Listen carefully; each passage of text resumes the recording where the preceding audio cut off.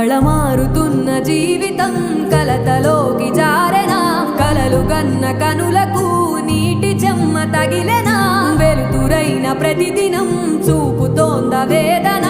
అందమైన బతుకున అలజడి చలరేగెనా ఏమిటి నీ పాపం ఏమిటి నీ నేరం చీకటి ముసిరిందే చిటికల్లోనా తీరదు నీ శోకం మారదు ఈ లోకం